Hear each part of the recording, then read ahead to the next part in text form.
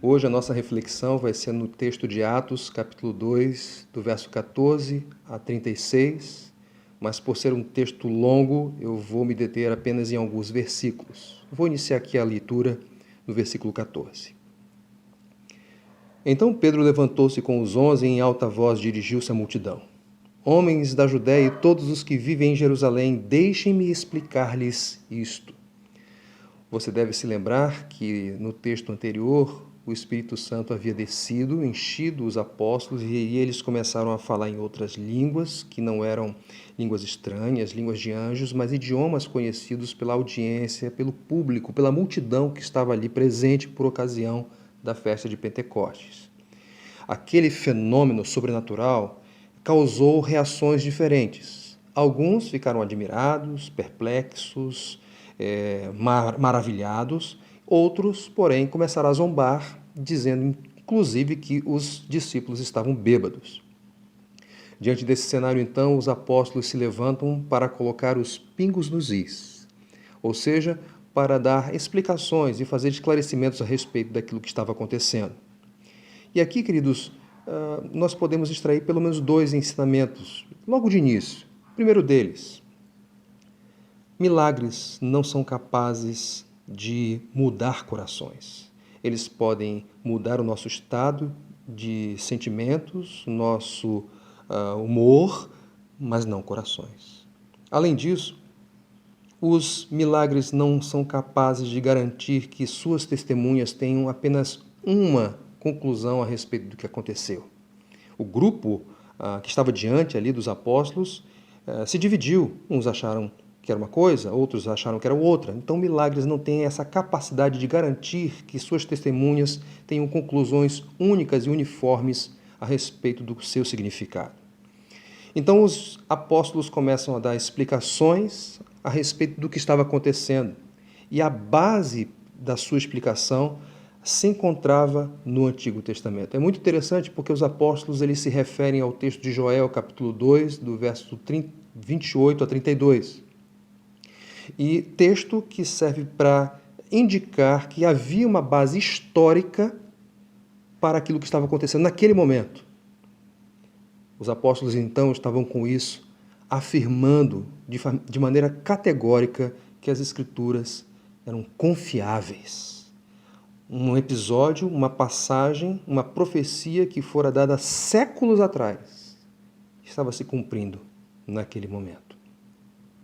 Há uma grande discussão se o cumprimento foi parcial, se foi completo. Não temos tempo para pensarmos e discutirmos isso aqui.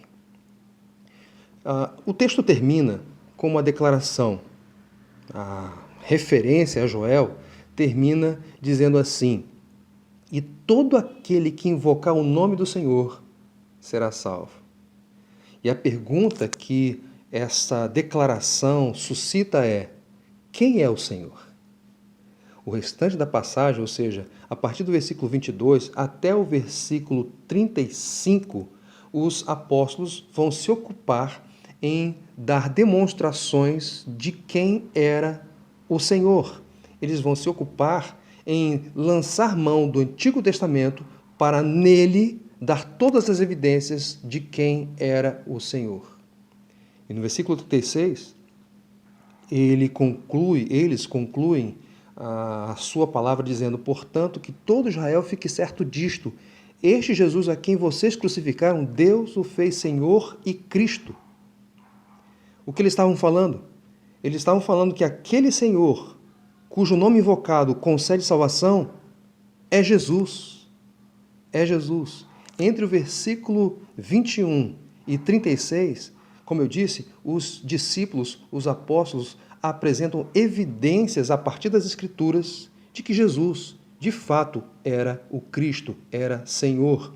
E aí eles fazem referência basicamente a dois textos, o texto do Salmo 16 e o texto do Salmo 110. No primeiro, os apóstolos se ocupam em demonstrar que Jesus havia de fato ressuscitado e que as Escrituras já falavam a respeito disso.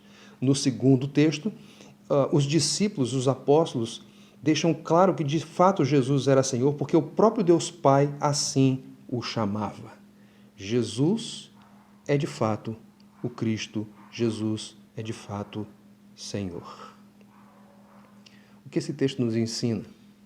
Em primeiro lugar, como eu disse, milagres não podem mudar corações. Em segundo lugar, esse texto nos ensina que as Escrituras são seguras, são confiáveis. E não poderia ser diferente porque são palavra de Deus. E em terceiro lugar, nós aprendemos nesse texto que as Escrituras são a fonte confiável de conhecimento objetivo de quem Jesus é, quem é o Salvador. Se nós aprendemos estas coisas nesse texto, então podemos, por exemplo, não ficar buscando milagres e espetáculos, pois eles não mudam o coração. Se as Escrituras são confiáveis, e elas o são, então podemos dar atenção firme a elas, e não às vozes múltiplas e diversas que existem no nosso tempo, que inclusive duvidam da sua veracidade, duvidam da sua confiabilidade, duvidam da sua firmeza. E em terceiro lugar, se é por meio das Escrituras que nós podemos conhecer objetivamente quem Jesus é, então devemos nos relacionar com ela, devemos tê-la em nossa rotina para conhecermos mais e mais o nosso Salvador, o Senhor, o Cristo.